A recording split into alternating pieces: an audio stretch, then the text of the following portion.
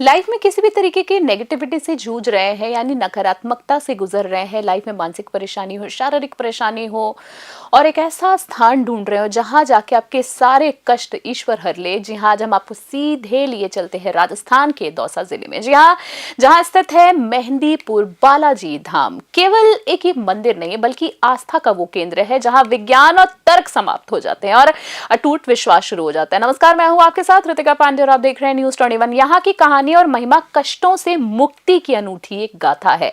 आइए इस पावन धाम की यात्रा को एक कहानी के माध्यम से समझते हैं। सबसे पहले बात करते हैं मंदिर की उत्पत्ति की। जी हाँ, एक दिव्य सपना आता है। सैकड़ों साल पहले यहाँ क्षेत्र घने जंगलों से घिरा हुआ था। कहानी शुरू होती है एक महान तपस्वी महंत जी से। जी हाँ, कहा जाता है कि उनके पूर्वजों को बालाजी महाराज ने स्वप्न में दर्शन दिए और एक विशेष स्थान और के संकेत दिए। कहने का मतलब है कि एक विशेष स्थान की उनको एक संकेत देते हैं सपने में। जब वे उस स्थान पर जाते हैं यानी पहुंचते हैं तो उन्हें अरावली की पहाड़ियों के बीच विशाल चट्टानों पर हनुमान जी की एक आकृति मतलब खुद से उभरी हुई दिखती है, स्वतः। जी हाँ, ये स्वयं भू प्रतिमा थी जो प्रकट हुई थी, बनाई नहीं गई थी। उसी समय आकाशवाणी हुई और महंत जी को सेवा का आदेश मिला। यहीं से मेहंदीपुर बालाजी की पूजा अर्चना शुरू होती है।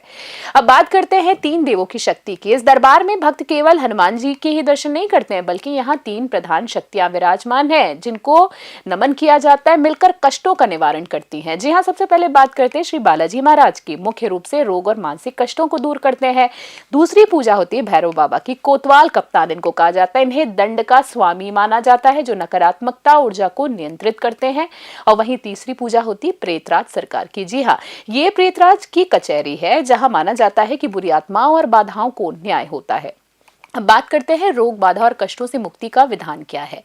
भक्त यहाँ अपनी समस्याओं को लेकर एक विशेष प्रक्रिया का पालन करते हैं जिसे दरख्वास्त और पेशी कहा जाता है। जी हाँ, अर्जी लगानी होती है। भक्त लड्डू का भोग चढ़ाते हैं और माना जाता है कि अर्जी स्वीकार होते ही भक्त का कष्ट कम होने लगता है, नकारात्मक शक्तियों का अंत होता है। जी हाँ, जिन लोगों पर ऊपरी हवा, जादू टोना या मानसिक विकार होते हैं उन्हें यहाँ अद्भुत शांति मिलती है। आकर यहाँ की पेशी दिव्य उपस्थिति में व्यक्ति के भीतर की नकारात्मकता पूरी तरीके से समाप्त हो जाती है। रोग मुक्ति की बात करें, चिकित्सा विज्ञान जहां पर हार मान लेता है, जी हाँ, वहां बालाजी की कृपा से असाध्य रोगों में सुधार देखा गया है।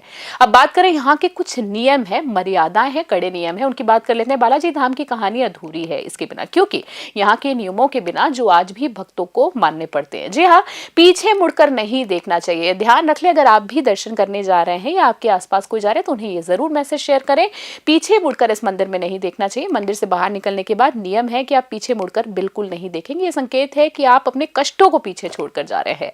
दूसरा, प्रसाद को घर पर बिल्कुल भी ना लाएं। जी हाँ, ये प्रसाद लड्डू का चढ़ाया जाता है पर खाया नहीं जाता है। जी एक बार फिर से बता दें, प्रसाद को घर पे नहीं लाना होता। यहाँ का प्रसाद लड्डू आदि जो भी चढ़ाए खाया नहीं जाता है, सिर्फ दरखास्त के लिए रखा जाता है, उनको पेश किया जाता है, अर्पित किया जाता है और ना ही इसे घर पे लाया जाता है। खान पान की शुद्धि की बात करें, यहाँ आने वाले भक्तों को प्याज, लहसुन और मांसाहार का त्याग पूरी तरीके से करना पड़ता है। आज का स्वरूप की बात करें, आज मेहंदीपुर बालाजी राजस्थान का वो द्वार है जहाँ अमीर हो या गरीब हो हर कोई अपनी झोली फैलाकर आता है। मंदिर के पास बहने वाली पावन जलधारा जो मूर्ति के चरणों से निकलती है, जी हाँ, कभी सूखती नहीं है। ये चमत्कार है जिसे भक्त चमत्कार के रूप में देखते हैं। निष्कर्ष की बात करते हैं, यदि जीवन में कष्टों का अंधकार हो तो मेहंदीपुर बालाजी की चौखट वो स्थान है जहां विश्वास की ज्योति जलती रहती है और संकट कटे मिटे सब पीरा की चौपाई चरितार्थ होती है।